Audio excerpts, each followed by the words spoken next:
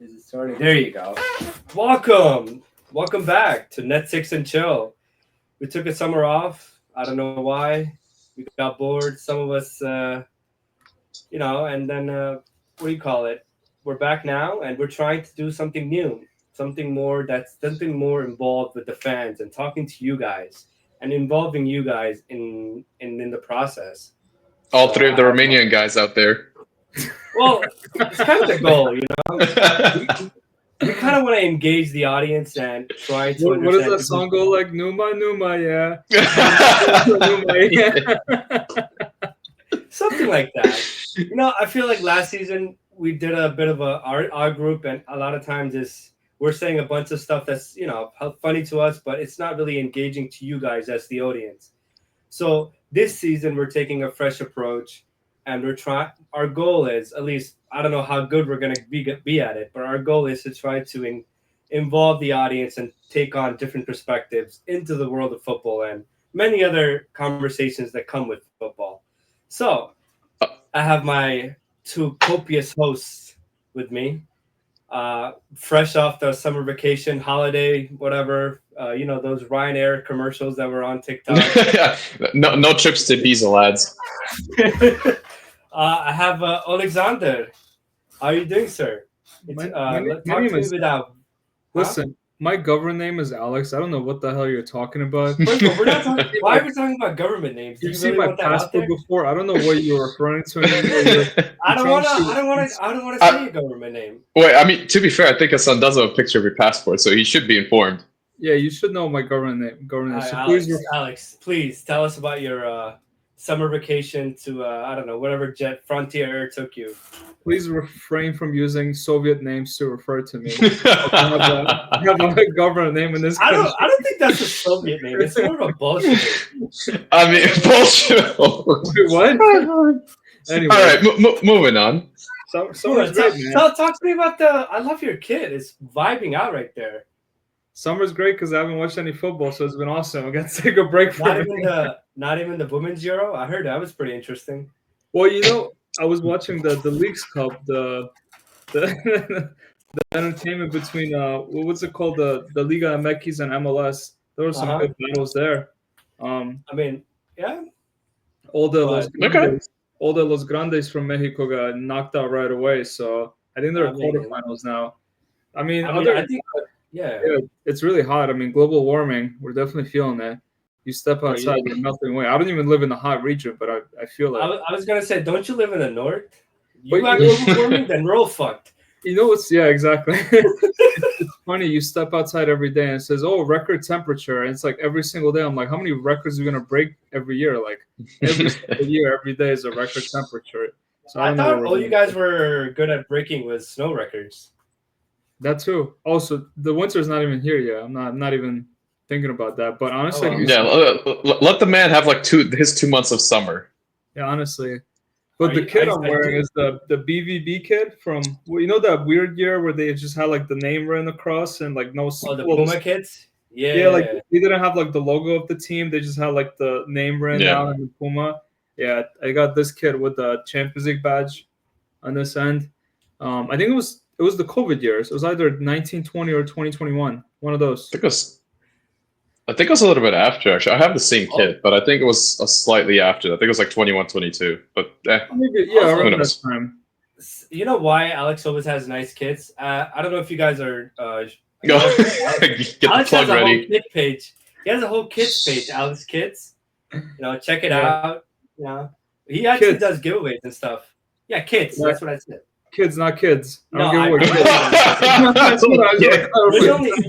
a few people in this group that have kids. We're not one of them.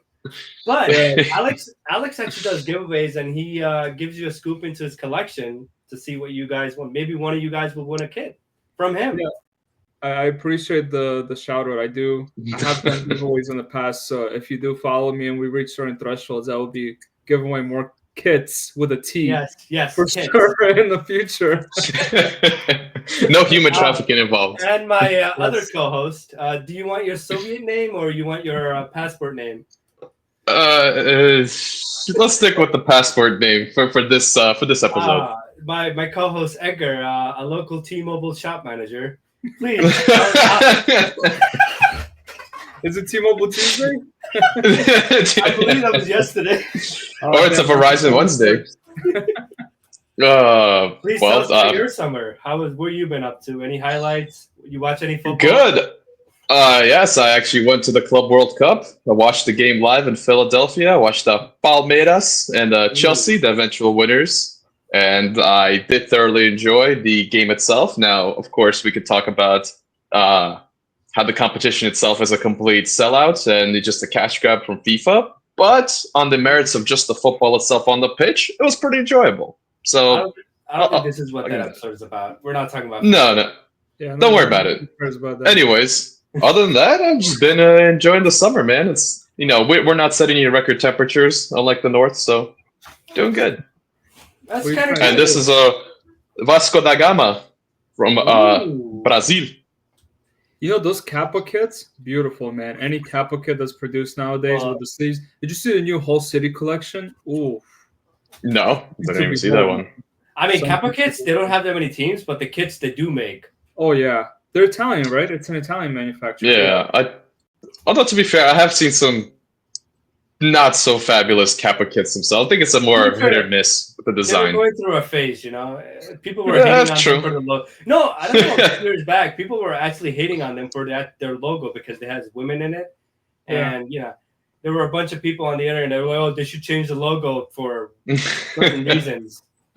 I mean, to be fair, I will say that at least they put in a bit more creativity in their kits than like Nike or Adidas. It literally feels like, oh, you have 30 teams under Nike or Adidas, so just print and repeat for every single team. Just change the tint a little bit. For sure. I will display on my end. I had a great summer. You just ignore your entire point. He's like, oh, let's talk about my summer now. yeah, whatever you said, that's fine. Yeah, you're good, man. All right. Go ahead, Hassan. Please enlighten us. I got a bit tan. I'm a bit darker. I'm on the Italian Riviera. Also, another shameless plug. Alex has another channel. This man, you're jumping on complete tangents, my friend. Yo, I'm actually building the Italian Riviera right now. And okay. Well, the reason I did that because his most recent post was about the Italian Riviera. In that case, I stand corrected. And I got toasted, and the party shirt's always on. I wish I'll get toasted right now. Where in the Italian Riviera, son? Was it like around Pisa, Genoa? I actually went to Genoa this summer. It was pretty nice. Okay. Genoa's in the north, right? Mm-hmm. No, Genoa's like it's like south of Milan, but it's on the coast. It's still on the coast. It's not technically true north, but it's still on the, if you know Italy is really 5 countries in one. There's the north, there's the mid, there's the south, and then there's the sides. Well, you know what? Speaking of Italy, I heard in the news they finally approved that bridge being built to Sicily. That's big news. You know how much money they're spending on that? Insane amount of money. Do you know how much the Sicilian mafia is going to make out of this? There's going to be a cover charge, right? They're basically spending the money that they don't have, and they're basically going to go to the EU and, please help us. We need some funding. You know who's going to pay for that? Germany. Germany, yeah. I was going to get to that. Germany's going to pay for the bridge. Anyways, get away from the EU topics and politics. We again on to the change and talking about new things. One of the things we're going to be doing is talking about a topic of the week, question of the week type thing, and this is open to anybody and everybody to comment on, disagree with us, agree with us, whatever that you guys feel. And once that episode out, we would love the engagement from the fans and how you feel about this. And going forward, we will post the question before we actually produce the episode. So we have some responses so where we can actually kind of go over what you guys said. So this week, the question was, what is the role of fans/supporters in a football club? Because there's a lot of animosity from certain fans towards their clubs. For example, some of us are Man United supporters, allegedly, even though that's just one example. But, there are fans out there that go above and beyond, and I truly respect that. But then there are people out there who think they can do better. Arsenal fans, they can do the manager better. What a shameless plug. They just because you buy the ticket and show up to the stadium and watch the game doesn't give you the right to bash the club for the decisions they're making and what kind of transfers they're making. Like the executive, yes, there are terrible executives in the world of football, but on the other side, there are people who are genuinely trying to make the club better. And it's not FIFA Ultimate Team, and it's not you just plug and play at all. Maybe this guy will work out. It doesn't work like that. There's so much in depth when it goes to that level of football. So I kind of wanted to open up the conversation. Like, how do you guys feel? God, I completely disagree with you. It's football is at the end of the day, football's entertainment. If nobody watched football, then players wouldn't be playing because nobody would be getting paid. Everybody would be doing Sunday league. So I think the fans should have a fairly good say into what their clubs are doing, because at the end of the day, again, it's entertainment. You could say, yes, it's about professionals. It's about being the best at the sport. But if nobody watched it, nobody would care. The football is nothing without the fans at the highest level. Now, if you go to grassroots level, like again, we like to go to the park and kick around. Yeah, we love football. Great.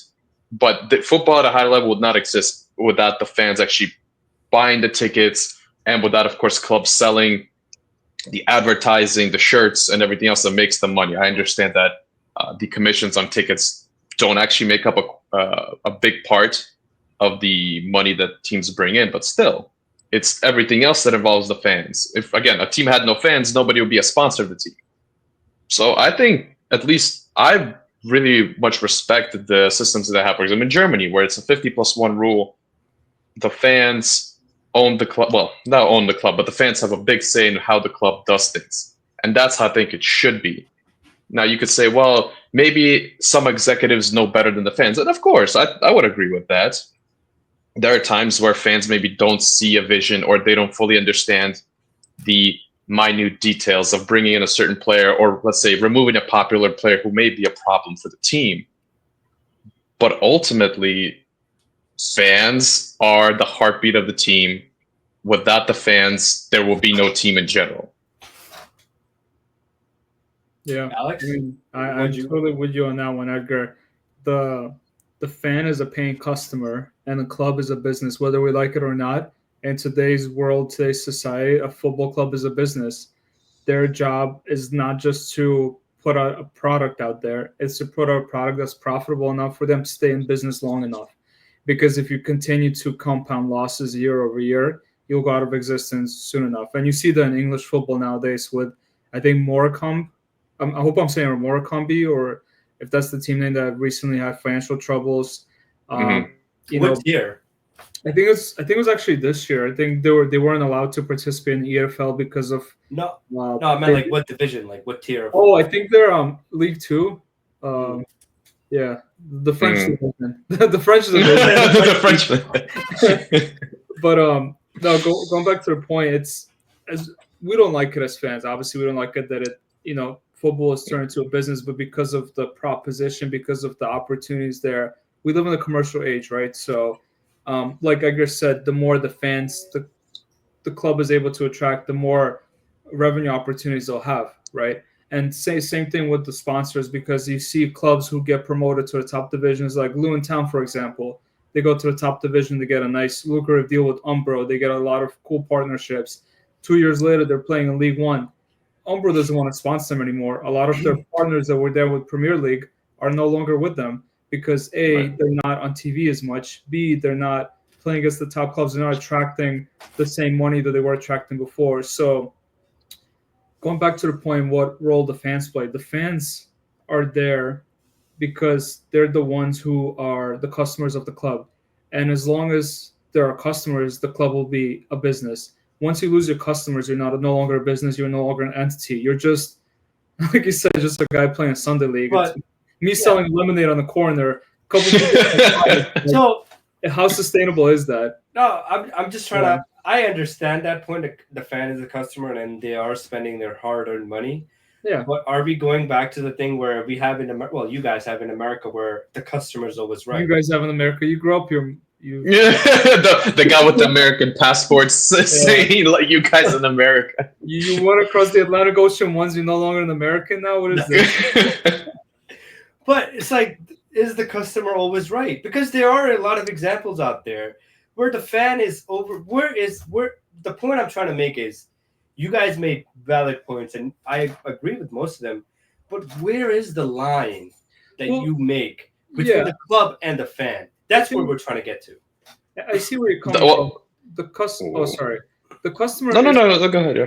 They're not always going to be right. Yeah, I agree with you with that. Like, you can't just blindly, put a blanket statement out there saying, "Oh, whatever the customer wants, that's what we get. Whatever the fans want, that's what we get."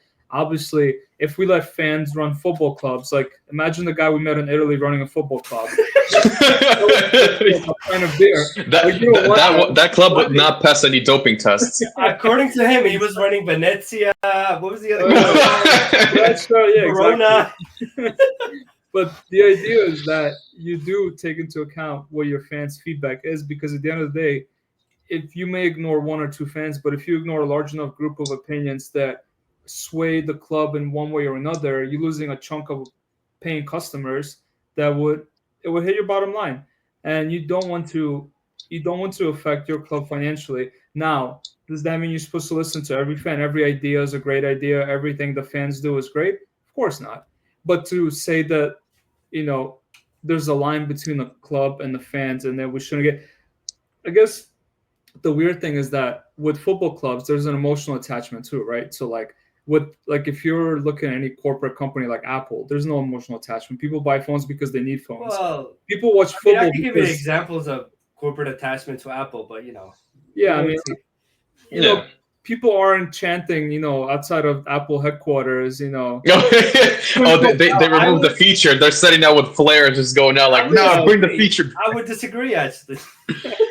But I guess what I'm saying is that although it is a business, there's also an emotional attachment that plays into it. So that becomes difficult too, because it's not purely transactional. There's an emotional component to it.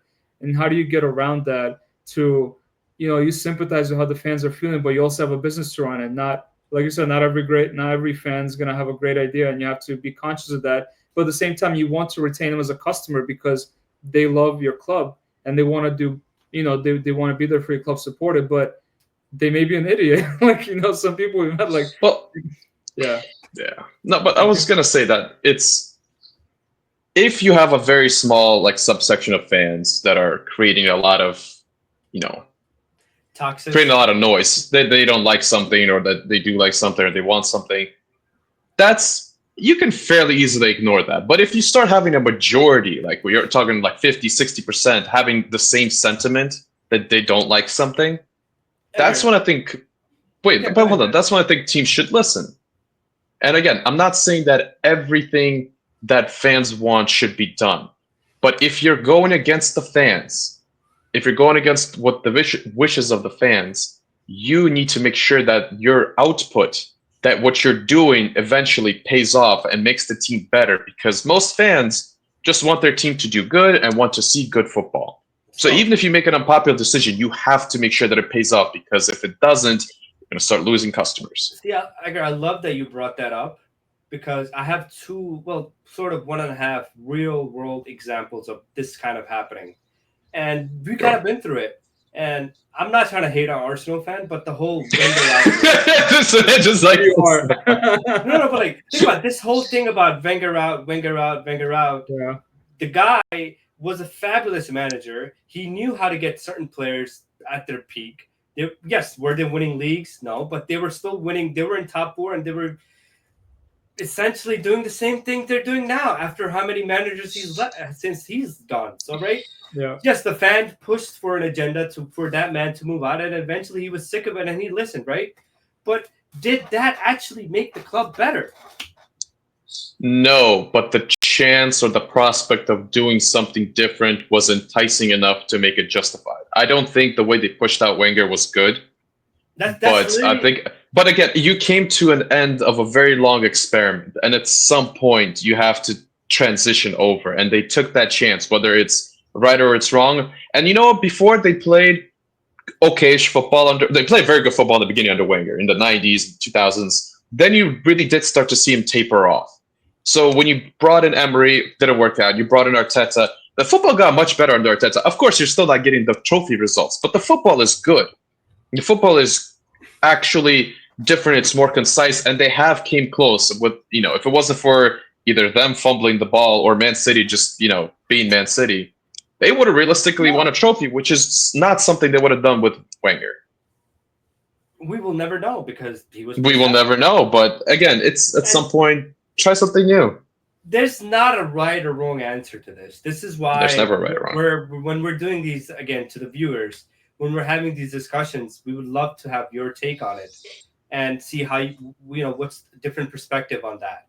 And what's the other half example? Oh, the last thing I was going to bring up. Okay, this is kind of. So what's that guy's name? Mark, the United guy that streams a lot. What's that guy's name? You love watching. Oh, Mark Goldbridge. Mark Goldbridge. And this is no way in any way hate towards Mark Goldberg or whatever he is. Goldberg. Yeah, whatever the fuck he is. So this man has created a platform on hating his club, and he has. That's not true. Whoa. Whoa! Slow down your roll. A mischaracterization. That's a man who's very passionate about his club. He's very passionate. No. What? Hold on. No, go ahead. Finish what you want to say, Hassan. You can disagree with me. That's the point of this. I'm not telling you I'm right or I'm wrong. I'm just telling you how I see it. Right? From the clips I watched, from the way he. Yes, does he sound passionate? He's really passionate about his club, but what he's really spreading is toxicity towards fans. To feel a certain way. Oh, fuck him, fuck that, get rid of this guy, get rid of that guy. But he's not the executive that's making decisions. How much does he know about football than the guy that's actually running the teams? Or Ten Hag, or the guys that were let go. The guy comes in every week and he bashes on the managers. He bashes on the players. Meanwhile, he's never touched a blade of grass. So that's the perspective that I'm kind of. Well, you know what? I think I could speak to this as I have watched the United stand for it's like 5 to 6 years now. So no, and I think you're completely wrong. This Mark Goldbridge is just maybe he's definitely not in the center of all the fans, but he's definitely a very big representation of how many fans feel about Manchester United. Because again, you may say, well, he never touched the blade of grass. How can he know he hates his team? He hates his team because the team's underperforming. Because the team that he grew up watching, he's definitely in his probably late 40s, early 50s. I don't know, but let's just say that. He watched the most successful period of Manchester United. He got to see the whole thing from the 90s, when Sir Alex Ferguson started, to now.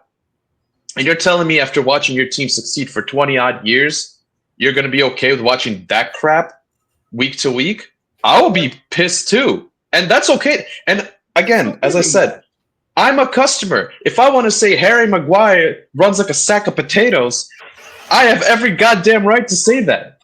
And if I want to say the team is playing like absolute, shit, then it's true, because they are. They finished 17th. Especially after last season, there's zero defense for anything in Manchester United. That includes the board and everybody down, except probably, maybe the regular people that would do like cleaning and kitchen staff. They have nothing to do with it. But anybody doing anything football related, the medical staff, the trick was better. Yeah, exactly. No, but realistically speaking, the club is run so poorly, and fans do have a right to be pissed. What has Man United done that has actually, gave fans? So yes, okay, you won a couple, or yes, you won a FA Cup, you won a Carabao Cup. You said it yourself. The guy. I mean, I'm not talking about him anymore. I'm talking about in general fans now. There are a lot of United fans. They've seen the most successful period in their history, right? Yes. They've experienced it firsthand. Okay. And now they're on a downfall. Obviously, you're going to be pissed. Obviously, you're mad. But that doesn't mean to be toxic towards your club. Oh, well, no. Because that's the thing. It's people miscategorize what toxicity actually is. If I just say, whatever, pick any player. That player is a complete piece of trash. He's a worthless human being. That's being toxic. If I come out after watching Man United I can find you clips where you've said that about multiple players. He's talking again. about how That's they just one play. person. That's just one person. But no, I know, but that's about how they. If I just watch Man United lose a final against Tottenham Hotspur, I have every right to call every player in that thing a sack of potatoes. But you can't. But always win. That's what I'm trying to say. not- You can't always win. You know, in I'm not saying I'm not saying you could always win, but again, I'm watching entertainment. If you watch, for example, you're watching a fantastic series and that episode is trash, you say episode whatever, season 12, episode 13, it's trash. You're gonna say this episode was trash. I hated this episode, and you have every right to say so. Doesn't mean you're being toxic. All right. It's not like Alex. Let's hear what Alex has to say. He's been quiet. No, I mean, you guys just have a lot of opinions, so I'm just taking it all in. And... No, what's your thought on it? Not necessarily Mark himself, but like in terms of fans being toxic or being a certain way towards players and managers and like the staff of executives, you could say. Here's where I draw the line personally. So if you're a supporter who expects a certain standard and the standard is not being met based on your expectation, which could be entitlement, could be, based on historical evidence, whatever it may be. If you're just expressing your frustration with the club and you're saying the club could do better, that's not toxic. However, if you're going out there and burning down the stadium, burning down sections of the stadium, which I've seen done in the past, in Eastern Europe especially, that's toxic. I would say that's pretty toxic, right? Like if you're if you're going and robbing players' houses or like setting their cars on fire, yeah. Oh, by the way, happens in London all the time. If you're assaulting people on the street or like you're provoking physical reactions, that's pretty toxic. So, I mean, is he rash about his opinions sometimes? Sure. I mean, we all could be sometimes a little rash when you're in an emotional high, you're watching a game and the game's really gone bad and you just really want to say something, and so he says a lot of things. But that's a lot of things. Yeah, I mean he could do that. That's his channel. That's his. It's social media is, as far as I know, is pretty free, unrestricting. If you're not using any language to offend anybody who's underrepresented or any protective groups, if you're just saying things because you're frustrated with them and you're cursing at a team, then you're within your rights to do that. Is that toxic? I don't think it is. Okay. No, listen. This is an open discussion, and Hassan wants censorship. Hassan wants that CCP style censorship. Nobody talk anything. No, I don't necessarily. And the reason I brought him up because that's something that I've seen, but there are many people like him who do much worse, right? And there are people like him who are better that don't do all that stuff. So there's different kinds of supporters. And but it's also important not to be that supporter that just like licks the boots of the club. Yeah. Like you got to have your own opinion. You can't be, my club is great. Like for example, if you're a Man United fan, there's nothing to be happy about. That's just you had no hope, and you're not going into the season with any hope. You lost to Tottenham, and that's the scar that you're never going to remove. That's true. Okay, so moving on, I think we had a reasonable discussion about this, and again, we would love to hear the fans and the people listening to this, their take on this. If I'm wrong, they're wrong. Or if we're not right at all, or all of us are wrong. Anything matters. So Son, you're toxic. So are you provoking people out there? Yeah, it's a toxic opinion, Son. I don't like it. On the approach of including new things, we have 2 brand new segments that we will include every week.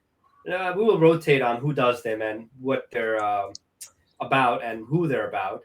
And one of them is always going to be talking about some of the players, or at least a player that we watched growing up, or the people that we watched with our own eyes, like actual matches, not highlights, not the clips of Roy Hudson, saying Neutrogena over Messi, whatever that is. And that's one of the segment. I kind of thought of a name like maybe a Prince that was promised. Maybe I'm open to suggestions.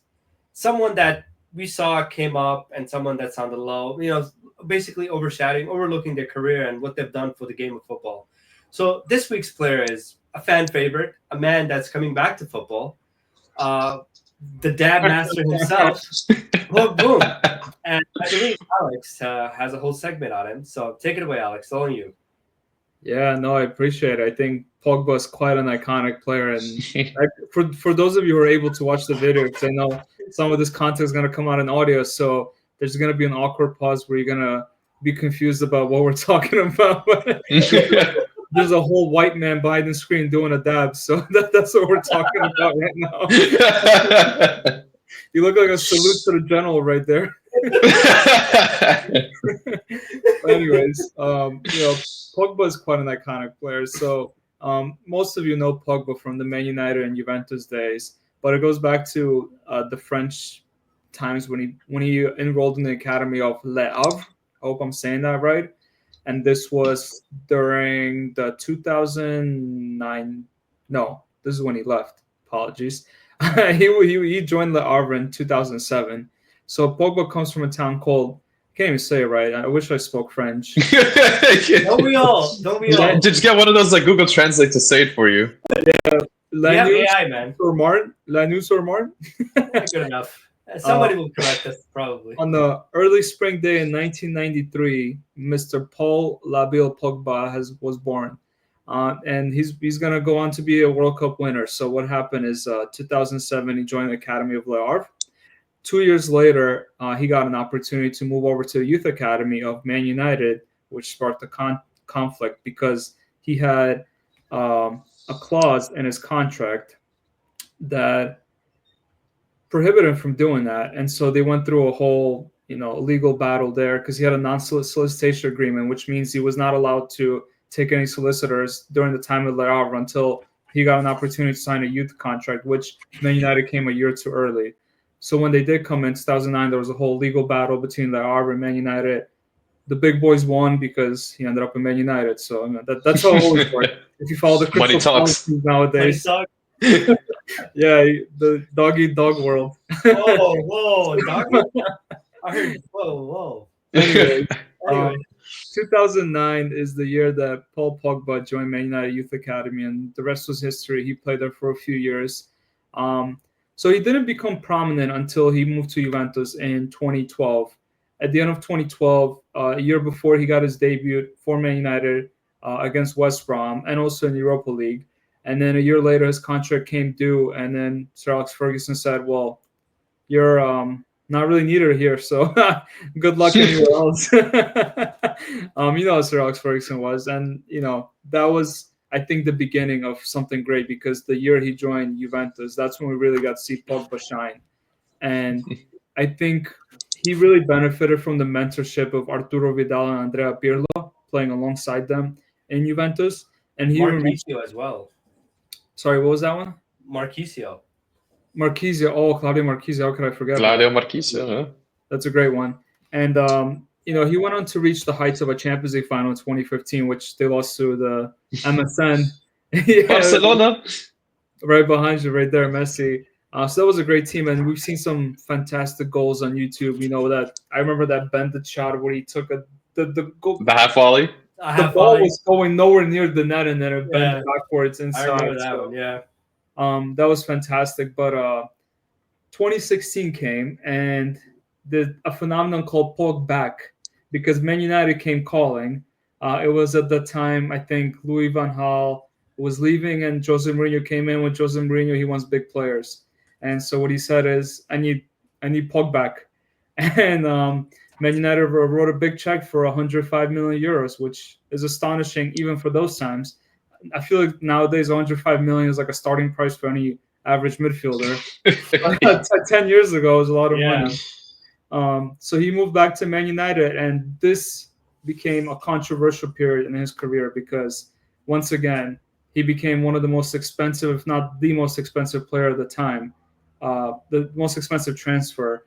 And a lot of people could say, and again, this is purely opinion-based, there are different thoughts, different camps of thought here. He did win Europa League with Man United the first season because they were playing Europa League, so you can't blame him for that. If they were playing Champions League, maybe he won the Champions League, who knows? And then the year after was arguably the best year of his life because, well, at Man United, he only won the FA Cup. He went on to play with France in the World Cup in 2018 with the likes of N'Golo Kante and Blaise Matuidi. and that team won the World Cup. So that was arguably the greatest night of his life. And then it seems like since 2018, it's kind of been on a down since Pogba. He eventually ended up moving to Juventus back in 2022. Unfortunately, never really regained his form after the World Cup. It's kind of, been mostly scandalous on and off the field. He had some, they're unfortunately, we're talking about fans. Fans robbed him. His own brother turned on him. And then in 2023, on the weird day in the fall, on a cold day in the fall, they found some prohibited substance in his body. I think it was a testosterone, a type of testosterone, and so he got a doping. It was I think it was called, if I remember correctly, it's called non-indigenous testosterone, which I don't know what that means. Non-indigenous, like was it race? Makes no sense. It made no sense. Was it a non-Colombian testosterone? I don't know what that means. Yeah, it was a colonial testosterone. Yeah, anyways. Whoa! I said Colombian, not colonial. No, you took it somewhere else. I said colonial. As long as it's not medieval. Oh, okay. Yeah, because this is non-indigenous, so No, back to Pogba. Sorry.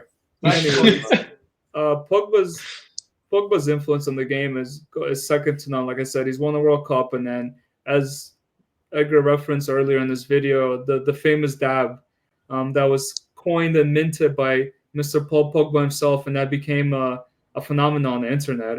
Today's digital age, everyone started dabbing, all cultures alike. That's one thing that united people across the world, because everyone wanted to dab, whether they were dabbing, saluting, wiping something off their car's windshield. It was always a dab. Remember the little. I remember what about the little shoulder shimmy? The shimmy. And so Pogba's always been that character. And fortunately for us as football fans, the doping ban is now over, so you can put it behind him. And he was recently unveiled as a new player at Monaco, and he will be playing the Champions League this year because Monaco's in the Champions League. So that's great to see him come back. He's still only 32 years old, so I think he still has a few years left, and hope to see him come back to his best. But what do you guys think? What's your review on Pogba? Well, I actually want to talk about how we saw him live, and I think something you didn't mention before. It was 2018, I believe. 2018, we went to Man United. 2018, we saw Man United play against Stoke City, and I think the only memory I have of Paul Pogba, and you guys probably remember this too, is Paul Pogba picks up the ball like somewhere in the in the Man United's defensive third, launches his trademark crossfield ball, and just stays as a right back. Yeah, he basically plays right back. And I think this is kind of Paul Pogba is genuinely a special player for somebody with such a big build. He had the control, he had a lot of the physical characteristics of a fantastic player, but it always felt like either maybe he wasn't gelling with some of the teams. Like Paul Pogba's best success, and Alex mentioned, was his first stint at Juventus. Why? Because he was given this freedom. Yep. He had Pirlo as kind of the guy who's leading that midfield, kind of controlling the tempo. You have Vidal, who's just a bulldog running around the midfield, picking up the ball, protecting the defense. And Pogba kind of got this freedom to just kind of be where he wants, fill in the spaces, and actually contribute. Versus when he played for Man United, it didn't feel like it. They always tried to either shove him into CDM, which he wasn't, into like that double pivot. He's not that type of person. And then when he did play as more of an attacking midfielder, it never felt like he had this space or the kind of chemistry with the other players around him. Because Man United at that point, again, had a rotation of players going in and out of the wings with the striker. Because at some point you had Rashford, Martial, you had Lukaku, you had I'm trying to remember who played on the right. The right wing was a mess all the time. You never knew who was playing then.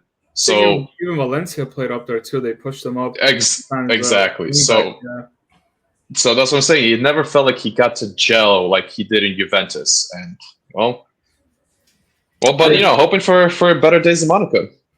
I'm actually glad to see him back on the pitch, because what the substance abuse thing was a Fugazi thing. They just got him off. They just got him off taking like a dietary fiber or something. Like, come on, it's not his fault. They always do that. Like I noticed that players they take some weird supplement. They're like, oh, you can't be doing that. Like I'm like, come on, is that really improving his fucking performance on the pitch?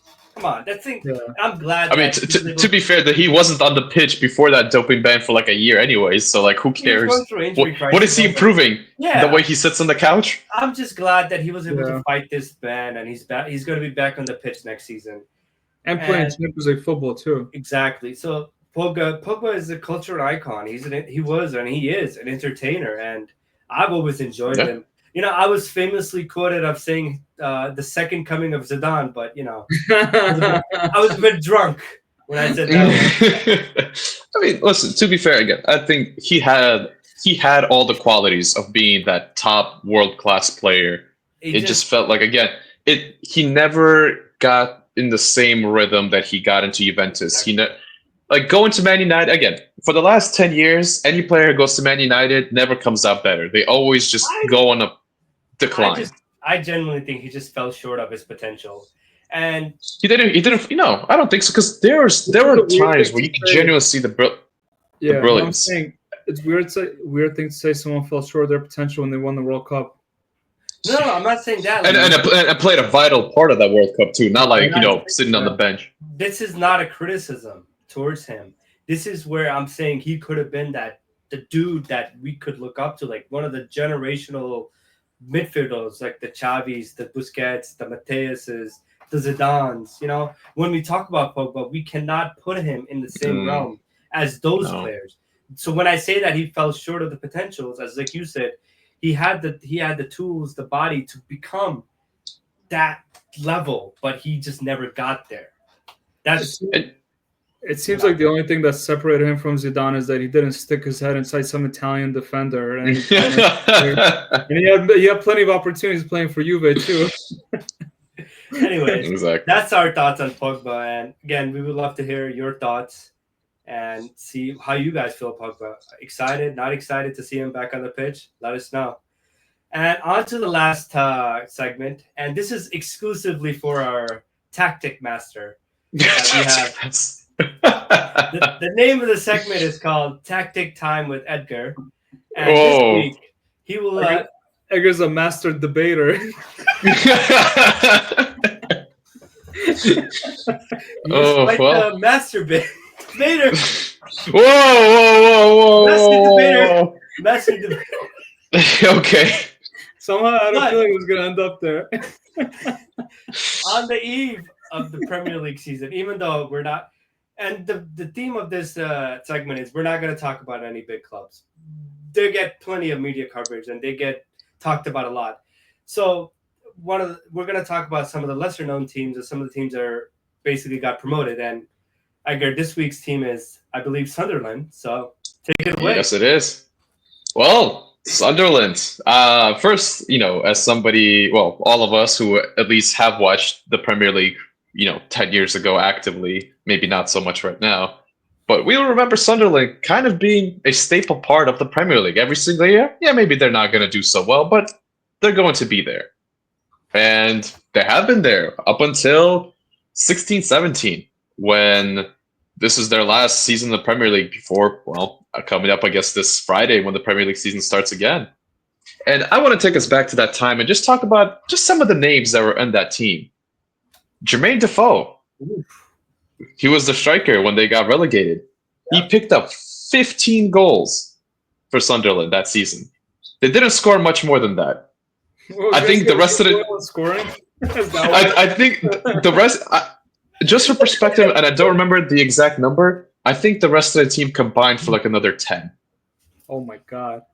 Wow. It was very, very bad. I remember when I sorted Sunderland by goals scored for that season, I think it was like Jermaine Defoe 15, somebody else like 3, and then that's it. Sounds like, but I also sounds like there could be some better people washing dishes. Or they could have used that non-indigenous testosterone. Oh my god! But I do want to actually say a couple other names that we know from football today. Jordan Pickford actually was the keeper that season and actually did surprisingly well. He had a lot of saves. Obviously, Sunderland were facing a bunch of shots. Other players: Jason Denayer, the Belgian center back, who kind of been around, I think, Lyon and some other teams. Fabio Borini, the Italian striker, played. I don't remember where. Oh, there you go. Victor Anichibi. Yeah, I believe so. Kazri. For where? Victor Anichibi. Leicester. He played for Everton. Oh, Everton. Oh, yeah. Then you had Kazri, I believe he's Tunisian. You had Adnan Januzaj, actually played for Sunderland that season. I remember him. Now I wonder where he went next. Turkey. You went to exactly.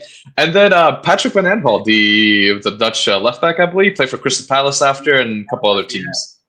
Yeah, so just kind of trying to give a little bit of the setup. Exactly. But look at that. So they got relegated. We're not great. And Alex actually mentioned there's some teams, when they kind of leave the Premier League, a lot of them actually drop again immediately after. I don't know why, but this feels like it's a more recent phenomenon. And they did. I think Sunderland finished the dead last in the championship, 24th, in this next season, 17-18. And it was not looking good. But they got a new owner, at least, they started to get a new owner in the February of 21. You had this guy, it looks like he should be part of a Harry Potter play, Kirill Louis Dreyfus. Oh, yeah. This man should be like, I don't know, putting on the hat, getting to Slytherin. Fucking House Slytherin or some shit? Yeah, exactly. Isn't he the husband of Julia Louis Dreyfus from Seinfeld? Is he? No, I don't think so. This guy's young, so I wouldn't think so. But you can look up that. Yeah, exactly. But anyway, he got a controlling stake in February of 21, and then he picked up the full control, which is over 50%, in May of 23. Now, they were able to come back to the championship in the 22-23 season. And the reason why I'm not talking about their tactics so much right now is because they kept changing managers. So it was kind of a back and forth. They had a dip in the 23-24 season, and they finished 16th in the championship. And this is where their current manager came in. His name is Reggie Debris, I believe, but correct me if I'm wrong. Dude, you wouldn't believe it. So this guy, sorry to interrupt. I just went down a rabbit hole. This guy, the Louis Dreyfus guy, he's a third cousin of the Seinfeld star, Julia Louis Dreyfus. Well, there you go. There we go. Mystery solved. No problem. And they finished fourth with this coach in the 24-25 season. 76 points. And I think it's important now to kind of set the what happened in the championship, because, as you know, I think most of our viewers know, the first two teams in the championship are automatically promoted, and the next four teams, so that's third to sixth, do a playoff of who's going up into the Premier League. Sheffield finished third with 90 points, while Sunderland finished fourth with 76. So you can kind of see the setup here. You got to finish when it counts. And of course, the playoffs started. Both Sunderland and Sheffield made it into the playoff final. I believe they beat Coventry and somebody else. I can't recall. And guess what? Bristol City. Sunderland won, man, 2-1. They beat them, and it was kind of a weird game if you watched it.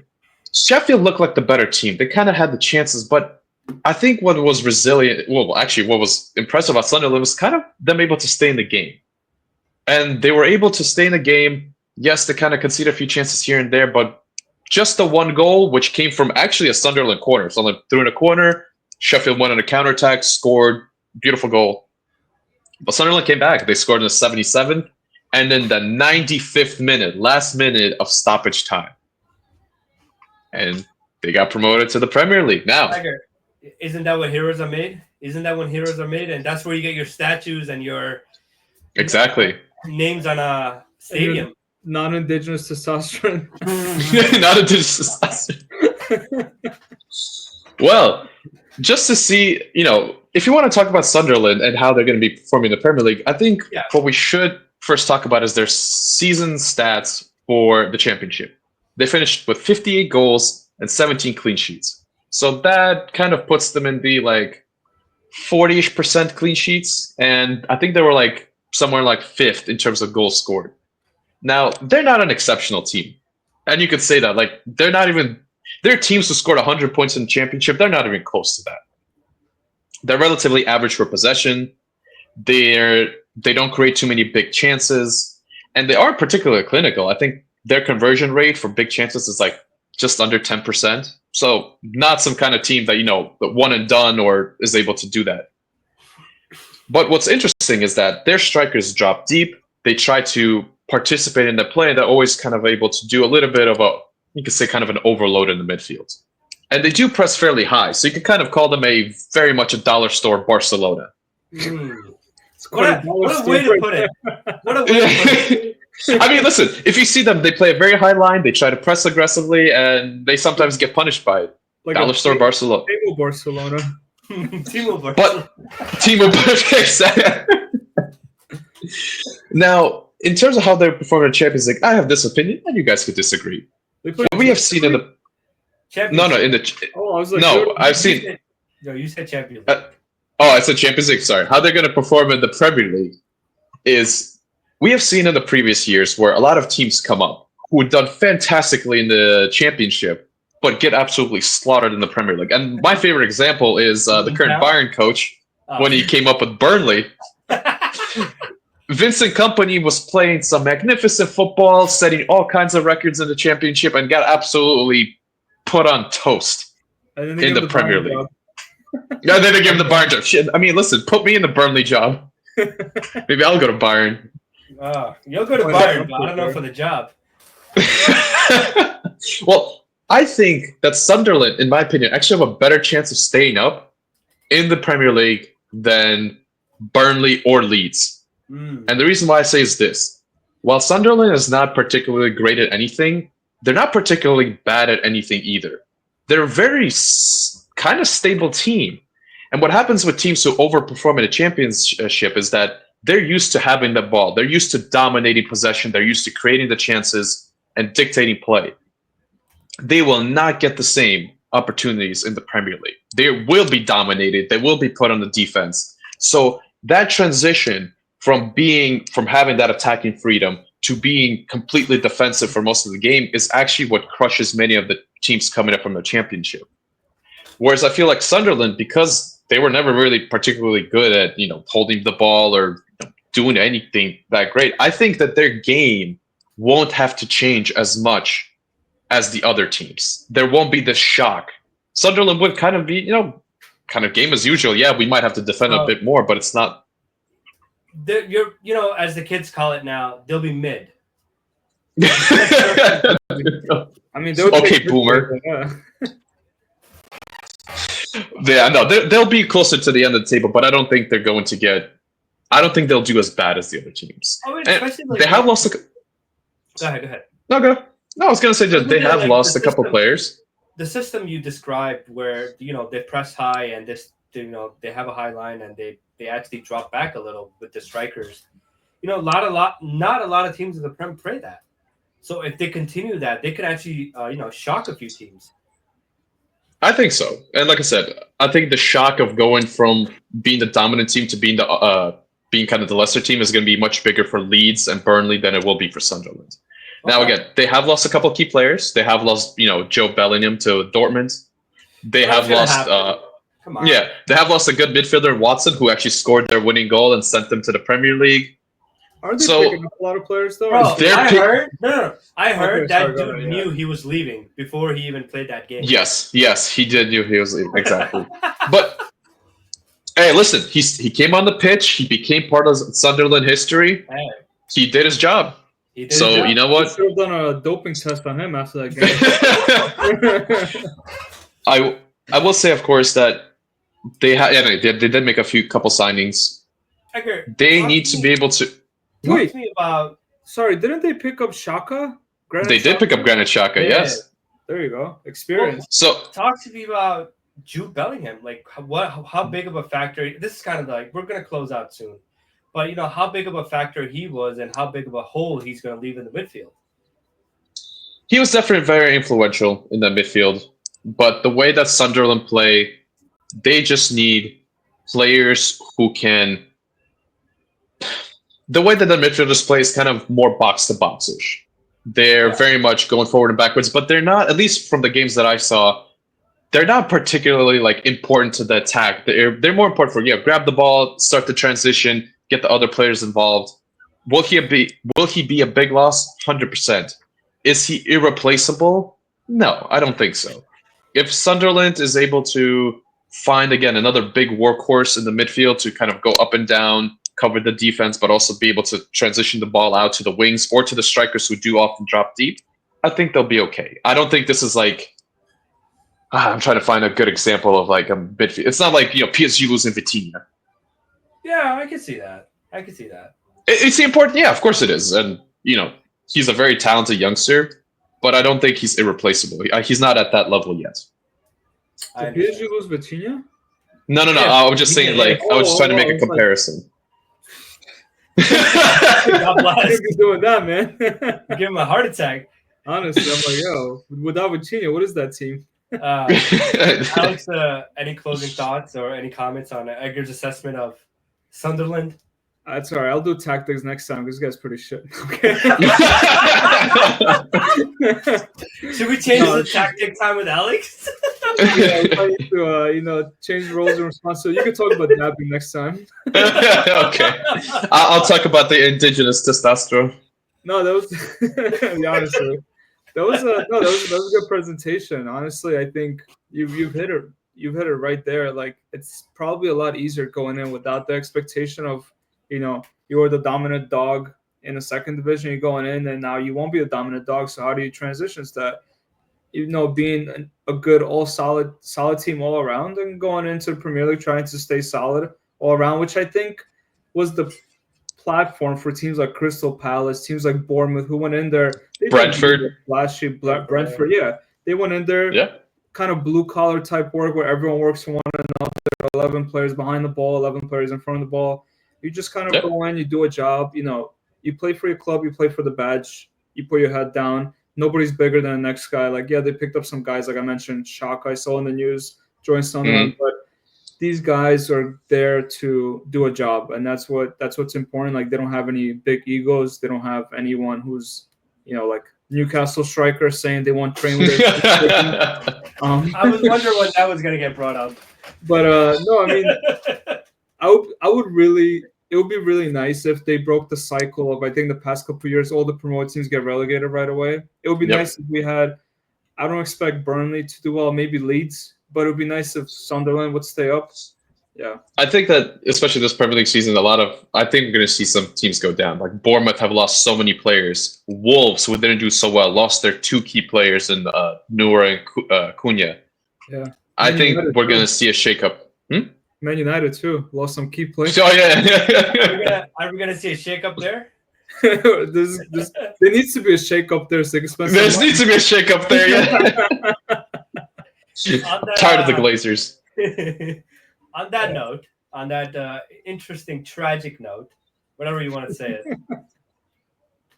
it. This is all the time we had, and again, please subscribe, comment, and ask us questions. Get involved, and we look forward to speaking to you guys. So, Net 6. And chill out.